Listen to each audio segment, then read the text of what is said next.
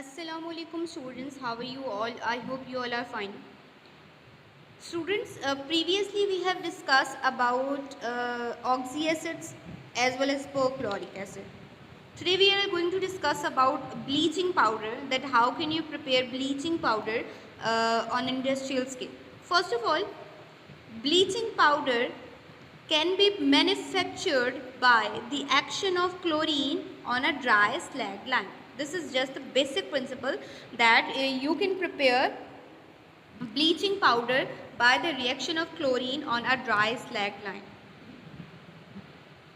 The method which is included for the production of a bleaching powder, that is Hessen-Clever's method and Beckmann's method. First of all, we will discuss about the first method, that is Hessen-Clever method. In this method, first of all, the apparatus that is used in this method consists of 4 to 8 iron cylinder placed one on another horizontally. You can see this is the 1, 2, 3, 4 horizontal cylinder placed one on another. They are interconnected with the stirrers. You can see as you have a one main pillar. This main pillar consists of a pink color stirrers. So these stirrers are in each cylinder, that is 1, 2, 3 and 4. So these stirrers are connected by a one pillar. So you can say that they are interconnected and provided with the stirrers. The slag lime you will going to introduce is from the top of the cylinder, mean to say from the top of the one cylinder, and the way so here we have an outlet, that is of waste gases outlet. So in this we will first of all we will discuss you can prepare bleaching powder by the addition of a slag lime from the top. And in this when you add the slag lime in the cylinder, the stirrers rotate itself. So as it rotates in itself, the slag lamps move from here to from there. So as it moves from here to this comes from downward. So from the base of this plant you will going to add a chlorine gas. अब ये जो chlorine gas आप use करेंगे, आपने इसको क्या करना है, इसको सिलेंडर के लोएस्ट पोर्शन से आपने इसको ऐड करना है. और जैसे ही आप इसको लोएस्ट पोर्शन से आपने इसको ऐड करेंगे तो जो गैस होगी वो यहाँ से मूव करती हुई यहाँ से एंड देन यहाँ से मूव करती हुई जैसे यहाँ पर आती है तो here is a reaction take place. May be a reaction can take place from here और from here and from here. It all depends कि कैल्शियम हाइड्रोक्साइड कितना फ्लोट करके निचले लोअर चैम्बर के अंदर आ जाता है. एंड देन फाइनली क्या होता है कि ज़ाहिर सी बात है जब आपके पास रिएक्शन हो जाता है कि स्लैग लाइम एंड क्लोरीन आपस में रिएक्शन कर लेते हैं दोनों, तो जो भी ब्लीचिंग पाउडर होता है वो आहिस्ता आहिस्ता इस तरह से मूव करता हुआ जो है वो इसके अंदर आ जाता है लास्ट वाली सिलेंडर में. And then it is collected जो है वो जो लोअर बॉटम होता है वहाँ पर जो है कैच बेसन्स रखे जाते हैं, वहाँ पर से जो है क्लोरीन गैस को ब्लीचिंग पाउडर को ऑब्टेन कर लिया जाता है. जो ये वाला मेथड है ये आपके पास एक ओल्ड मेथड है, मगर आज हम ये डिस्कस करेंगे कि हम जो है एक जो मॉडर्न मेथड है उसमें हम इसको कैसे प्रिपेयर करते हैं. नेक्स्ट मेथड हमारे पास आता है बेकमैन्स मेथड.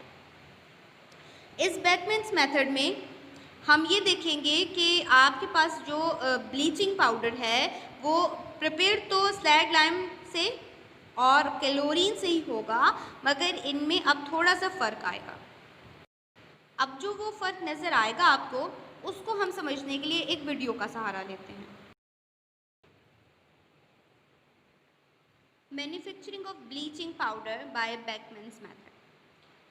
इस मेथड में हम जो ब्लीचिंग पाउडर का प्रोसेस देखेंगे, इसमें सबसे पहले हम ये देखेंगे कि आपके पास ब्लीचिंग पाउडर किस तरह से प्रिपेयर किया जाता है जो पिछले पोर्स से अलग है.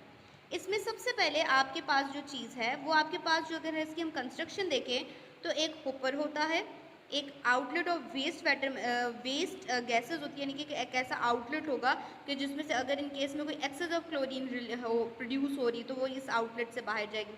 देन इसके अलावा जो होल टोटल कंटेनर होता है एक सिलेंड्रिकल होता है, कास्ट आयरन का टावर बना हुआ होता है, मगर ये गोल सिलेंडर होता है. इनलेट फॉर हॉट एयर, यानी कि आपने क्या करना है कि जो भी चीज़ें इंट्रोड्यूस करनी हैं, एक तो क्लोरीन तो ऐड करना ही करना है, इसके साथ साथ आपने उसमें एयर भी ऐड करनी है। ये दोनों चीज़ें, यानी कि एयर इसके अंदर आपने भी डालनी। प्रीवियस में आपने सिर्फ क्लोरीन गैस को किया था। अब जो हॉट एयर और क्लोरीन का जो दोनों इनलेट आप यूज़ करेंगे वो बेस से, यानी कि हेसन क्लेवर में भी आपने दोनों बेस से किया था और होपर की मदद से आपने किसको ऐड किया था, स्लैग लाइम को ऐड किया था। अब आपके पास क्या है कि इसमें हम फर्दर देख लेते हैं कि ये वाला जो ऊपर से मूव करता हुआ आपको नज़र आ रहा है, ये आपके पास ऑटोमेटिक स्टिरर होता है कि जब आप होपर को के अंदर से स्लैग लाइम को और बेस से क्लोरीन और हॉट एयर को पास करते हो, तो ये जो स्टिरर होता है ये इनको जो है मिक्स करने में इनकी प्रॉपरली मदद करता है। अब जो है हमारे पास इसमें जो है powdered slag lime is introduce through a hopper at the top of the compressed with the compressed air, यानी कि हॉपर की मदद से आपने क्या डालना है, आपने स्लैग लाइम को डालना है और इसमें क्या करना है, कॉम्प्रेस्ड एयर के साथ। अब mixture of hot air and chlorine को जो है आपने क्या करना है कि बेस से डालना है, यानी कि क्लोरीनेटिंग पूरा का पूरा जो टावर होता है हम उसको क्लोरीनेटिंग टावर कहते हैं। देखिए slag lime and compressed air को जो है वो हॉपर की मदद से ऊपर से इंट्रोड्यूस किया जाता है, जहाँ पर ये जो रोटेटरी किलेंस जो होते हैं, जो कॉम की तरह यहाँ पर बने हुए होते हैं, ये भी इसके अंदर कॉन्टीन्यूसली मूव कर रहे होते हैं। अब यहाँ से हमने हॉट एयर और क्लोरीन दोनों को इंट्रोड्यूस करना होता है। अब हॉट एयर जो है वो क्या करता है कि इस स्लैग लाइम के साथ क्लोरीन और स्लैग लाइम को मिक्स करने में मदद देता है, जो रिएक्शन आपको नज़र आ रहा है। और जैसे ही क्लोरीन और जो है आपके पास स्लैग लाइम मिलता है तो ये कोई जो केमिकल रिएक्शन है वो प्रोसीड होता है। और इसके साथ साथ आपके पास रिजल्टेंट में क्या होता है कि जब calcium hydroxide which is slag lime chlorine के साथ रिएक्शन करेगा तो कैल्शियम ऑक्सी क्लोराइड बनाएगा और साथ साथ वाटर रिलीज करेगा। इस प्रोसेस में क्या होता है कि आपके पास जो ब्लीचिंग पाउडर जो है, ब्लीचिंग लिक्विड ऑब्टेन हो जाते हैं, जिसको at the base bleaching powder catch बेसन में जो ब्लीचिंग लिक्विड्स असल में ऑब्टेन होते हैं, मगर बाद में इसको ड्राई करके जो है इसको क्या कर लिया जाता है, सो पाउडर्ड ब्लीच में ऑब्टेन कर लिया जाता है। तो इस तरीके से आप जो है वो क्या करते हैं, इसको ऑब्टेन करते हैं। देखिए पिछले वाले में बड़े बड़े स्टिरर्स से, मगर इसमें छोटे स्टिरर्स होंगे, रोटेटरी रैक्स होते हैं, जो उनके जो रोटेटरी रैक्स में हर तरह से एक इस तरह से लंबे निशान होते हैं, जैसे कॉम्ब होती है, कॉम्ब होती है, उस तरह से होती है। ये किस लिए होती है, एक तो स्लैग लाइम और क्लोरीन को अच्छे से मिक्स करने में मदद देती है, और दूसरा ये था कि रिएक्शन मतलब सिंपल हम ये कह सकते हैं कि मिक्स करने में बहुत अच्छी मददगार साबित हो सकती है। अब हम ये देख लेते हैं कि आपके पास जो है ये किस तरह से जो ब्लीचिंग पाउडर ऑब्टेन हुआ है, इसकी प्रॉपर्टीज़ क्या हो सकती हैं।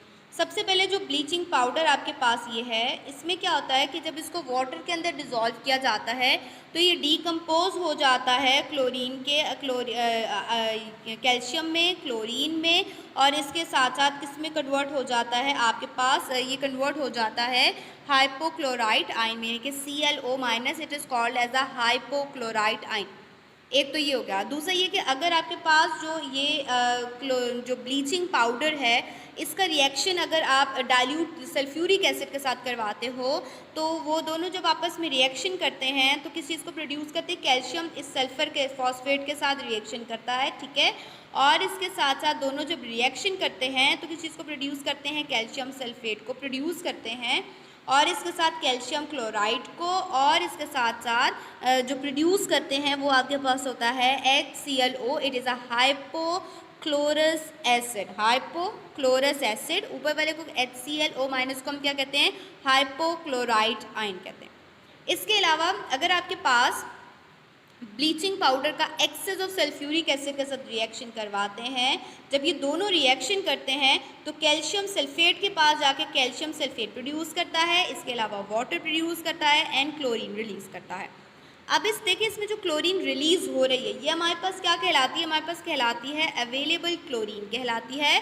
हमारे पास ब्लीचिंग पाउडर जब हम किसी चीज़ में डालते हैं तो इसकी एक्टिविटी जिस चीज़ के ऊपर बेस्ड करती है वो हमारे पास अवेलेबिलिटी ऑफ क्लोरीन पे होती है, यानी कि जितनी क्लोरीन अवेलेबल होती है, जितनी परसेंटेज क्लोरीन की ज़्यादा अवेलेबल होती है, वही डिटरमाइन करती है आपके पास the working ability of bleaching powder.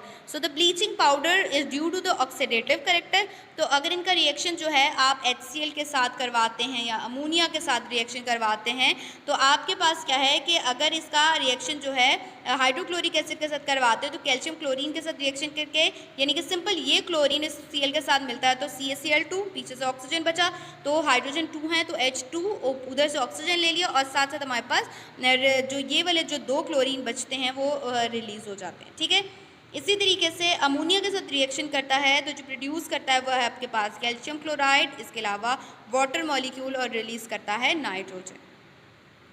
अगर हम इसके यूजेस को देख लेते हैं तो क्लोरीन जो है ब्लीचिंग पाउडर जो है इससे हम 2 चीज़ें प्रिपेयर कर सकते हैं। एक तो हमारे पास क्लोरीन यानी कि हमारे पास Cl2 और ऑक्सीजन का मतलब होता है O2, यानी कि हमारे पास ब्लीचिंग पाउडर क्या होते हैं CaOCl2, यानी कि 2 चीज़ें प्रिपेयर करेगा। एक तो यानी कि ब्लीचिंग पाउडर से हम ऑक्सीजन भी रिलीज़ करवा सकते हैं एंड क्लोरीन गैस को भी। इसके अलावा ये यूज़ किया जाता है यूज़ टू प्रिपेयर क्लोरोफॉर्म। हमारे पास जो है क्लोरोफॉर्म है CHCl3, इसको प्रोड्यूस करेगा। इसके अलावा bleaching powder for preparation of disinfecting and sterilising of water, इनको इसके करवाने के लिए यूज़ किया जाता है। अनश्रिंकेबल वूल का मतलब है कि ऐसे वूल जो श्रिंक ना हो उनकी प्रिपेयर, यानी कि कुछ एजेंट्स यानी कि कुछ डिटर्जेंट्स के इन कांटेक्ट में आते हैं तो वो सिकुड़ने लग जाते हैं, तो उससे बचाने के लिए। इसके अलावा for bleaching cotton and linen जो है इन दोनों को, यानी कि फॉर एग्जांपल अगर कॉटन एंड लिलन है, अगर वो मतलब किसी और कलर की तो उनको ब्लीच किया जाता है ताकि उससे पुराना रंग उतर जाए और नया रंग उसके ऊपर चढ़ाया जा सके।